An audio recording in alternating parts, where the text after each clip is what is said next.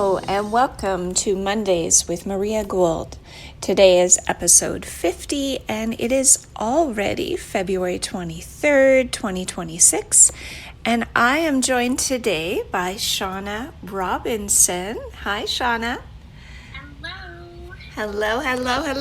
And we are going to talk about a very exciting topic today, and that is the world of the fairies. So I'd like to introduce Shawna a little bit more. She has spent her whole life noticing the magic of Creator in all things. She is an internationally award-winning author in read aloud stories for kids, a certified theta healer practitioner, a former homeschooling mom, a perpetual student, as we all are, and she loves helping children and adults learn about magical beings and nature spirits, as well as finding ways to connect with their own energy. So I'll give you her connection and her email and how to reach out to Shawna if you really resonate with her and would like to work with her. She does theta healing sessions, and we'll also talk about, now you are quite an accomplished woman. I'm just going to skim through this, so correct me or add to it if you would like. So you are an award-winning, you have an award-winning story of collection of stories that are read out loud to children.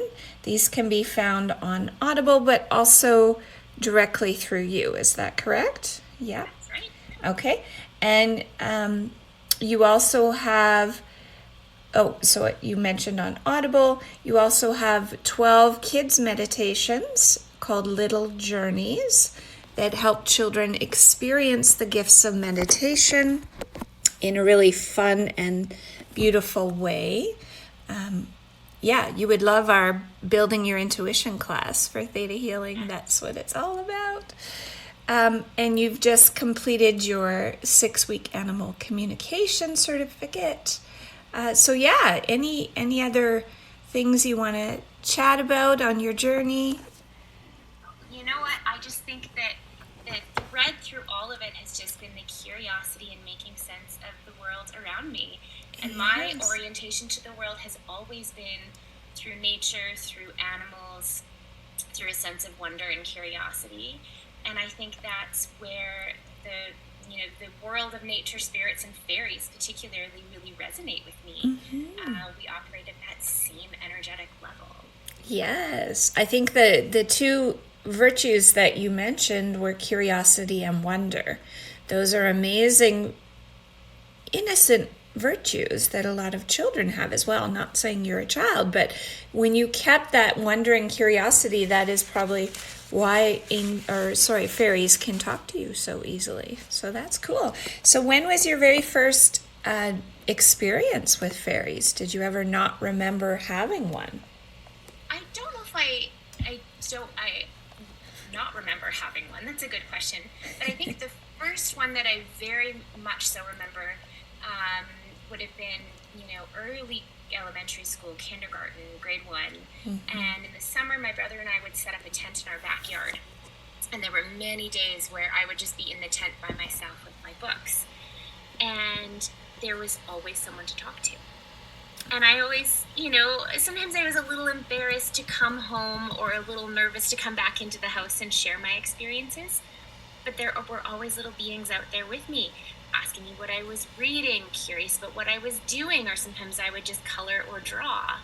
And when I was younger, they would often present very much like little winged beings, mm-hmm. Oftentimes little orbs of light. Mm-hmm. And as I've gotten older, maybe the way that they present to me has changed somewhat. Mm-hmm. Maybe I don't have the same amount of visual acuity as I did when I was a child, but there's still that knowing and that real pure energetic thread of joy and wonder and curiosity. Mm-hmm. And that is sort of overwhelming sensation for me when I know that I'm connecting with fairies. Oh, wonderful.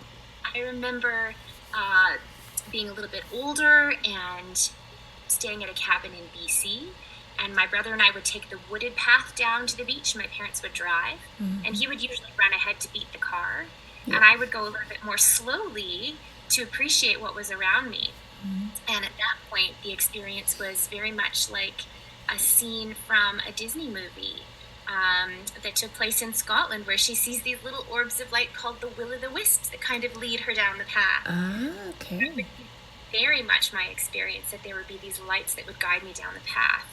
And, there were all kinds of bears out in the summer, and I never worried because I always felt like I had this little guiding light to keep me safe. And I think that's something that I have received many blessings from the fairies over the years. And that sensation of safety and guidance has always been one of them. Yes, absolutely. Now, do you find that the fairies are very connected to nature? Absolutely. I think that that's probably their main role.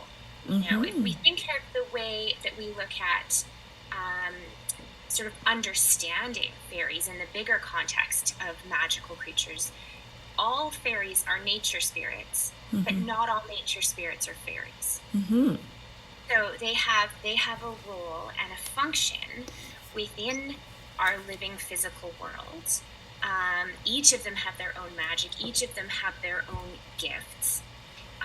Not all of them look like Tinkerbell. Yes. Yes. They can be bigger or smaller or with wings or without wings. And those physical attributes and characteristics then connect to the purpose of the job that they have. Are they responsible for animals? Are they responsible for plants? Are they responsible to support the changing of seasons and the weather? So the way that they present themselves is also a really unique aspect of fairies. I think people often have a very one-track view of what they are and how they should look and be. Yes. And in my experience, that's definitely not true. No. And I think that's probably where our movies and our literature can really paint a picture of what fairies are like. And what do you find with literature that they get right, and what do you find they maybe miss the mark? Well, I think one of the things that's really popular today is looking at like fantasy literature, right? In fantasy literature, which I do enjoy reading, we've got the high fae and we have the lesser fae. And we've got the high fae with these magical gifts and they're more human-like, and the lesser fae as being slaves. And when connecting with my fairy friends, they wanted to make it very clear that there is no hierarchy, right? This is not a master-servant type of relationship. All the fae have their own unique role. And they offered to think of it more like a herd of animals. Yes, there is a leader, right? If you look at a herd of horses, there is a herd leader. Every single other horse in that herd has a function, right? Even those that are maybe lower in the herd, to notice things and to alert and share messages. And the fairies want to be very clear that they don't have this sort of I'm higher or lesser or greater or less important or a servant. They all have a function, and I think that is more about a reflection of order. Nature operates in a perfect order and a perfect balance, and in order for that to happen, everyone has to fill in their role. Yes. And I think that's how the fairies all work together, is they each have a role and a purpose and a function. Yeah, just more important than the other. Absolutely, just as humans do. Maybe they don't understand their bigger purpose because they're usually already living it, so it's hard for them to see. It's very true. It's very true. So you were saying the hierarchy in movies or books are false, which I would agree with my experiences. Do they get some things right in movies, or was there any movies about fairies, even our cartoon type or Disney type movies, are any of those sort of correct? Well, I think, if we look at I would say the most well-known fairy portrayed would be Tinkerbell. Yes. I think she represents the stereotypical image of a fairy, that she has wings, that she's maybe a little mischievous. Yeah. That she maybe pokes a bit of trouble at things, and that she's fascinated with humans.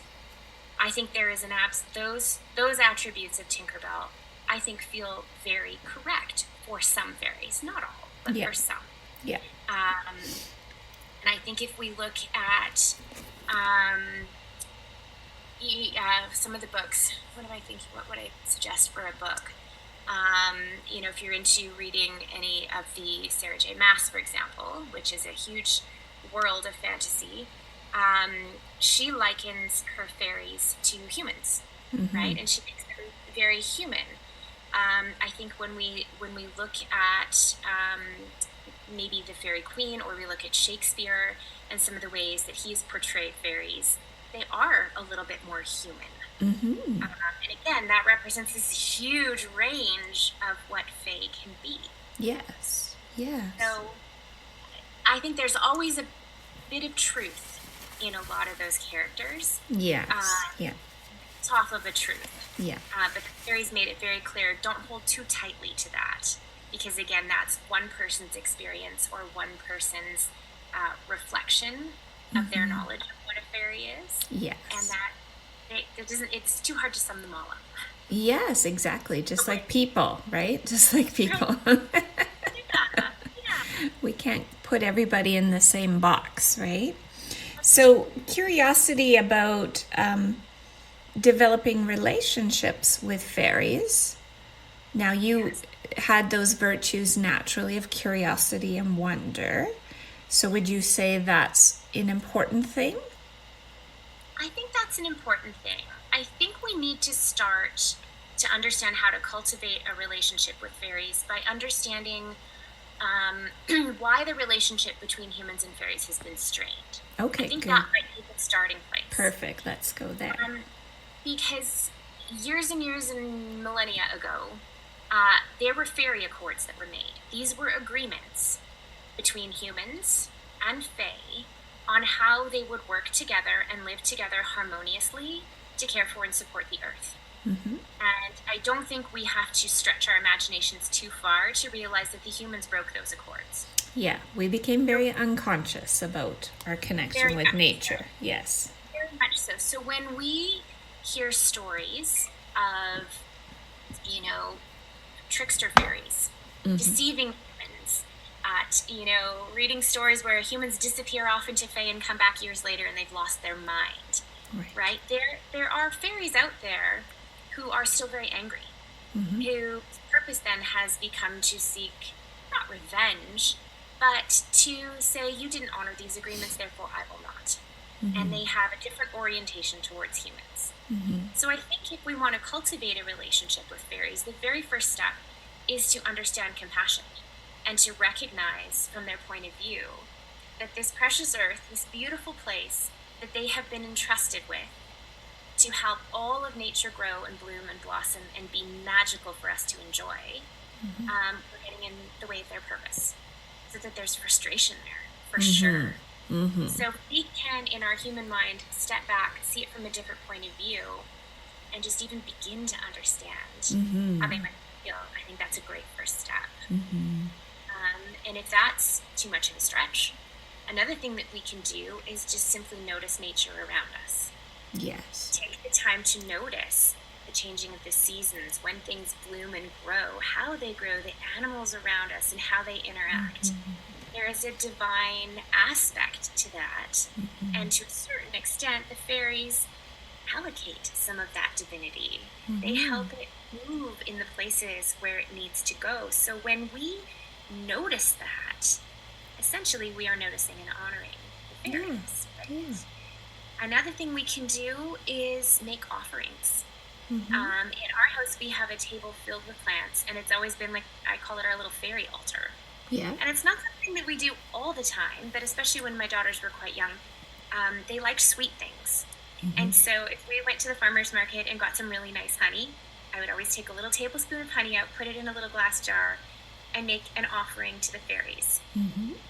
Sometimes they like dried fruit. Sometimes my daughters put out marshmallows for them, and it's not like they eat it, right? It's not like you wake up in the morning and the marshmallows and the honey will be gone. I mean, if you have a dog, it might.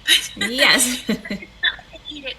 But the intention of that offering, they will honor and receive that wholeheartedly. Also, if you're out on a walk and you notice something really beautiful, Sometimes for me, it's leaves. Especially when we go out to BC, there's a maple tree, and if there's a beautiful maple leaf that's fallen, that's gorgeous, it's already down on the ground, I will pick it up and I will place it on a special stone that I have to offer to the nature spirits and the fairies when we go out to BC. So those simple little acts, I think, are beautiful. Another thing you can do is put crystals in your flower beds, or a little crystal in your flower pot. Simple act, just try one. Put it in a flower with the intention that it's an offering to the fae in your house, and see what happens. Yes, right? yes. You know, and saying thank you. There's nothing wrong with saying thank you. If those acts don't feel comfortable, even just noticing a beautiful flower or a perfect ice crystal of snow and saying thank you can go an awfully long way to beginning to develop that connection. Connection, right? And honoring them and what they're doing, right? For our nature. Vienna talks a lot about those things as well, adding crystals around your garden for different things, offerings, milk, honey.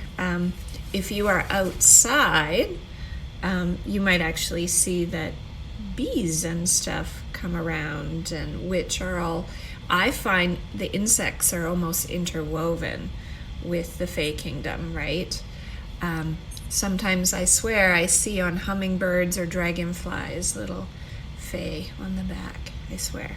I have an interesting story about some ants that I actually connected with my Fae in my yard about. Yeah. So we have very clear boundaries for the nature spirits and fairies on our property. Basically, no shenanigans allowed. Okay. So if you are mischievous, if you are going to cause harm to a living thing, you are not welcome in our property. And so we have free will. They can come and go as they please, but it must cause no harm. Yes. That is our nature. Perfect. And so we built a patio and had a red ant colony move in. And it was to the point where if we were out there in bare feet, the ants would nip at our feet, our dog would lie down, they would bite his tummy. And, you know, one of the really important things about honoring the fairies is to have an organic garden, right? Yeah. So we don't use pesticides. We don't use any kind of herbicides. And I didn't want to put down ant traps. I didn't want to do some of the, you know, other horrific ways of boiling water or borax or things like that. Like, I didn't want to do that. And so I went into meditation and I asked for the diva of our yard. So a diva is a fairy who is maybe of a higher order, meaning responsible for more things, kind of like overseeing the balance and the order of the whole of the that play out in our And I connected with her and I asked, you know, would it be possible to ask the ants to move? I don't want to harm them, but this is a people space. This is not an ant space. And I feel like this is not a harmonious relationship. And so she facilitated a conversation with me with some of the ants. And it took a few days and we got to the queen and I had a conversation and I presented the case. This is not working for us. I don't want to cause you harm. But visually, I presented 3 other places where they could possibly go in our yard. And I said, please, you have 2 weeks. Otherwise, I may have to resort to other means, but I would like to have you have the time to move the colony. And within 10 days, there were no more red ants in our yard. Wonderful. That's wonderful. So look at those developing relationships for international treaties. I love it. I think, you hear a lot of stories about people getting into agreements with fairies and asking for things. And, you know, the other thing that the fairies in our world wanted us to make very clear is that this is not transactional. Like, a relationship with fairies isn't transactional. You don't just ask for things. Yeah. Right? And I think that we forget we wouldn't really do that in our human relationships. Yeah, exactly. We want to get to know, you want to establish a relationship. So over time, the relationship that we had established created the opening for that conversation to happen for an outcome that's suitable for both of us. Right. So that gets back to that awareness and respect that the fairies believe is so important. And I think humans little human efforts can go a very long way to resolving some of the hurts from breaking those fairy accords. Okay, good to know. Good to know. Now, what were some of the earliest experiences that you had with fairies? You said there was one with your dog. Too. Yes, this was very interesting. So, several summers ago, we had a very abundant raspberry crop. And we have our raspberries in garden boxes up against our house, and they were overflowing. Yeah. The berries were just spilling over. And there were so many, we have no problem if he wants to go nibble a few berries. Like, no problem. He's a standard poodle. He's got a good nose. He can go in there and kind of grab them. Sometimes he gets a little excited and he gets a little bit rough, right? So maybe we lose a little branch here or there, or the odd leaf. Right? Yeah. My daughter and I were having tea out there, and he was going for some raspberries, as he normally does. And then all of a sudden, he jumped up, he put his front paws into the box, and he starts woofing and growling inside the raspberries. And my daughter goes, he's going after a fairy. And I'm like, he would never. Like, our dog has a very harmonious relationship with a house fairy that actually sleeps with him every night. Okay. So I'm like, he would not. He would not. And sure enough, there's this growling and this tussle that kind of happens in the bushes. We pull him back, and we finish our tea, we go in the house, and we were sitting down, and all of it, and the dog, he comes right up and he sits down on my lap, and all of a sudden my head starts to hurt. Like, pounding headache. And then I ask, is this mine? Clearly it was not mine. And then he looks up at me, and his whole field had been cracked open. So I went up to the light and I said, Creator, can you show me what happened? And so sure enough, there was a fairy who was responsible for the raspberries, who did not approve of Ray breaking a few branches to go for those berries, and thumped him repeatedly over the head. And Ray was telling him that he didn't like this. So anyway, so then healed up Ray, and I went back outside, and I had a conversation with the fairy, and I said, you know, he meant no harm. There's more than enough berries. Yes, you might think that he's a little bit rough, but this is not okay. You cannot cause harm. And so he was put on notice. Okay. He was put on notice. Yeah. We've had one other time where we put a fairy on notice. I think you know this story, Maria. I was in a theater training class, and we're connecting with a plant, and it just so happened that the plant that I chose was actually a portal that one of my house fairies was guarding, and fought me away energetically to even look at this plant. Yeah. And the next morning when I came down, that fairy hissed at me and cursed at me. My husband even heard it, and that fairy also got put on notice. Yeah.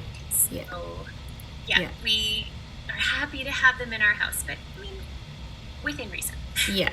Be respectful. Be respectful. It's all about that mutual respect. So the portals that you mentioned, that's very cool, isn't it? So fairies come into our reality through the portals. Yeah. I've had some portal experiences as well, transplanting plants from my dad's garden.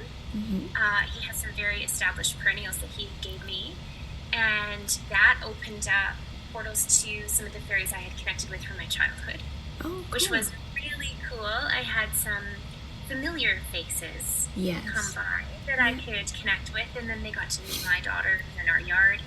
And then some of the plants that I've taken from my garden, I transplanted out to a ranch where we ride horses at, which has then created yet another opening, like a little superhighway, I guess. Yes. Go through different locations and have different experiences. Yeah, very cool. Because I have a lot of perennials, so I always share them with friends, right? Because they become so huge sometimes. And so that's very cool to know. Opening up, sharing those plants helps to share the portals and those fairies that are responsible for them. And it just gives them more opportunity to fulfill their purpose. Yeah. It gives them an expansion of opportunity that wouldn't happen otherwise. Yeah. And fairies are very good at bending light, right? That's why they may appear sometimes, you know, in a certain shape or form, but you go to look because you'll see them out of the corner of your eye, and boof, right? It's gone. Yeah. We have a few house fairies that have been with me probably since I moved out in my 20s. And wherever I went, I just invited them to come with me. If they wanted to hop in, you're welcome to come. And I have a couple that have been with me for a couple of decades. And they are the quintessential house fairy where if you put something in an inappropriate place and you go back for it, like I take my earrings off, leave them in the wrong place, one of the earrings is gone. Right. The next morning, as a reminder that you didn't put it in the right place, but yet the other earring will eventually show up. Like, don't leave your stuff lying around. Like, take care of everything. Take care of have everything. at least one fairy in our house that does that with all of us. My girls always. Right, Yeah. right. I think that will come back the next day.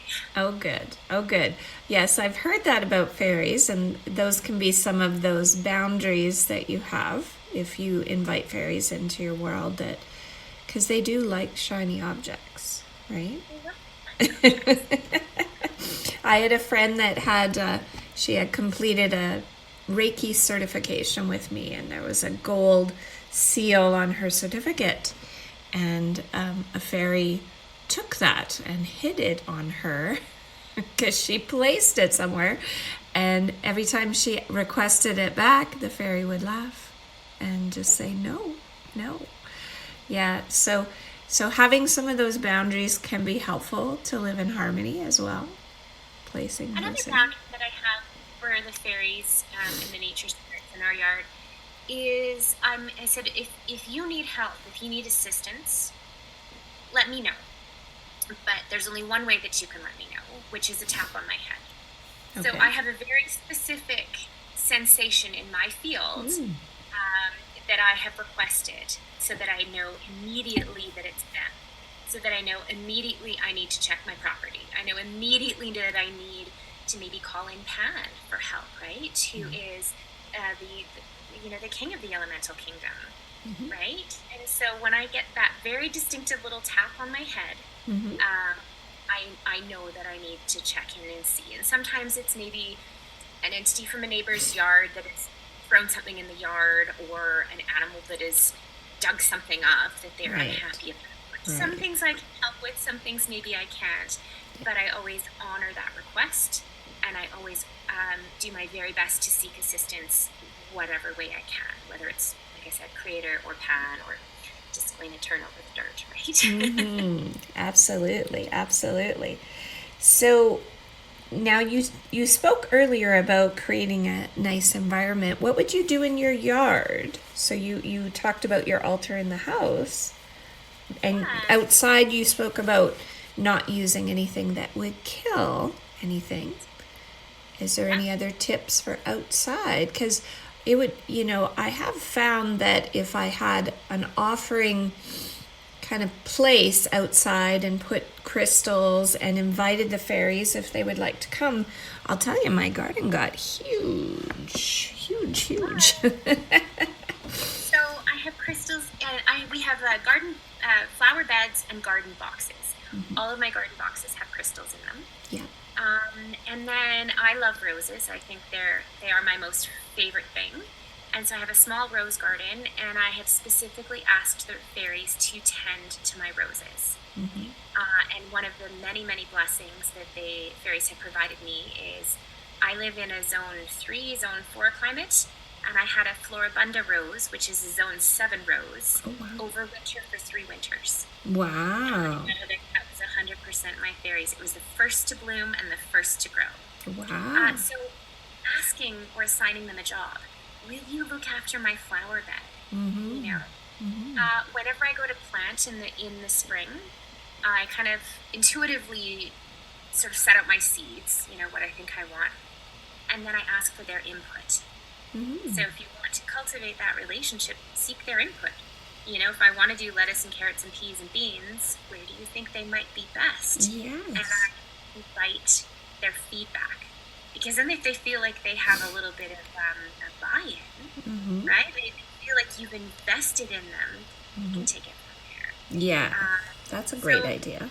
Yeah, sort of respecting and honoring their insights, right? They know the soil, they know the light, where they are maybe best able to put their efforts. Yeah. Things that bloom, anything that blooms that would attract a pollinator or ladybugs or butterflies. They love those. They're companions, right? Yeah, Those yeah. are very companions, and they're beautiful. They are. Anytime there is anything beautiful in your yard that you can offer, I think that's honoring the fae. Okay. Okay. Good to know. I know if I go out into the forest, we pick huckleberries here in the fall, and I always bring water as offerings to the plants and the fairies and crystals, and I request that they help me find a wonderful patch. So that's been very helpful the last few years. We've lucked out with great huckleberries, so that's a fun thing to do. Asking for that assistance is important too, even when it comes to harvest time. Right. I work with my berries to see what's best available, checking in with the plant as well, all right? Yes. And sometimes in the winter, we often pull things up and clean up our gardens. Yeah. One of the things I've done for the last probably 4 or 5 years, is I have one garden box that I typically let my mint grow wild in. Yeah. Yeah. And use that for them over the winter. Okay. So, again, whether or not they physically eat it, we know they don't. Yeah. But I think energetically still leaving a beautiful high vibe frequency plant like mint, wild mint, is again another offering throughout the seasons, even in the winter seasons. That I think a way to saying, I know that you're in my yard. I'm so grateful for all the work that you do. Yeah. Yeah. And a little something, in the winter when we close up our gardens, I will see the energetic threads or paths left behind of the fairies, tidying things up, putting the plants to sleep, wrapping them in energy to make sure that they are safe and protected over the winter around the roots of the bulbs and the plants. These threads throughout my whole garden. Usually in the fall, it just sort of has this glow to it. Yeah. And all the that they have taken to wrap things up for the season. Oh, beautiful. Beautiful.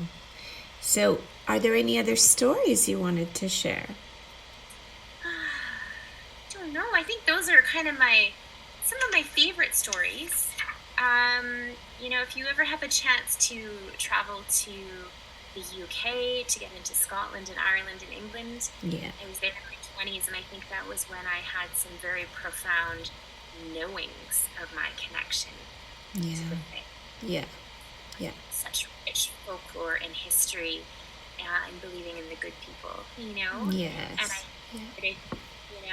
And even reading stories is another beautiful way to understand and connect with the fae. The Ballad of Tam Lin is very easily accessible. It's a good one. Just that knowing of wonder and curiosity and magic. When you feel that and you're in nature, you are probably very deeply surrounded and supported by fairies. So Noticing that. And also playfulness, right?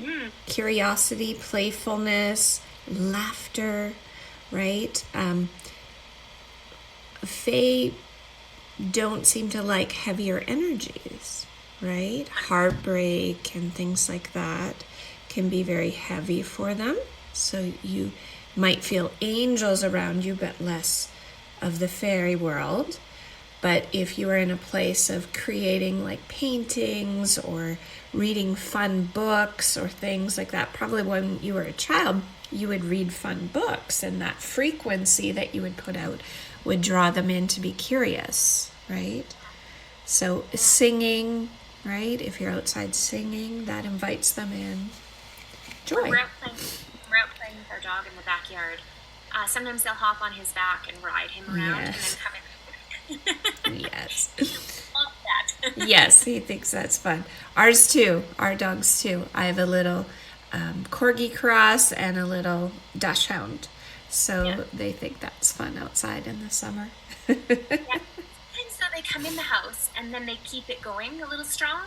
Yeah. And I'm fine with it, and then we have a little reminder like, quiet time in our house. Yeah. Okay, everybody. Okay, settle down. Yeah. How fun. How fun. Well, this has been lovely. So, how do people reach out to you? How do they connect with you? Easiest way to connect with me is through my email, which you can include in the show notes, but that's Okay. slrobinson@shaw.ca. Okay, we shall. And they can book theta healing sessions with you, exploration calls about learning to communicate with the fairy world, right? Absolutely. And then also, if they're interested, if you have children and you're interested in the read along or read out loud book series, They're all 10, or 15-minute stories. And I do connect a lot with the nature spirits and the fairies in my stories. In fact, I wanted to explore one of them that I have in there. I wanted to explore, we know that there are a lot of people out there who don't believe in fairies. Yeah. But what if there was a fairy that didn't believe in people? Right. I had to write a story from that point of view. Yeah. To explore Yeah. figure out what's really interesting about. That is fairies. a good, curious way. Vienna reassures you don't have to believe in fairies to see them. And I think that's true. I do. Yeah. I mean, we had mentioned earlier that, sometimes when we're on that spiritual path, we keep thinking that we always go up and higher, and we want to connect with the angels and we want to connect with the ancestors. Yeah. But at the healing, when we learn about the planes of existence, we're a third plane human being. Fairies are the second plane, which is that plane of plants, which is where we experience love, and we experience it physically through our body. So as spiritual seekers, who maybe have a hard time finding that safety and security in our physical body, connecting with the fairies and the elemental beings and the nature spirits can be a really beautiful way to be spiritual and also still be very grounded in our own bodies. Good advice. All right, any closing comments before we wrap up today? Just an immense amount of gratitude. The fairies here were so delighted to have an opportunity to connect with people, to let people know that many of them, not all of them, but many of them genuinely want to have relationships with humans. Wonderful. Continue to do their best to work towards honoring those accords. But that comes with the awareness of people knowing that it's broken in the first place. That's wonderful to know. Is there any words of wisdom that they have for the listeners? Move gently, walk softly, and always keep your eyes open. That's good advice. And your heart open, right? Absolutely. Awesome. Well, thank you for joining me, and thank you to all of your beautiful Fae community that's all around you. And we will talk soon, Shawna. Yeah, it's been an honor. Thank you so It's been much. an honor. All right. Have a good one.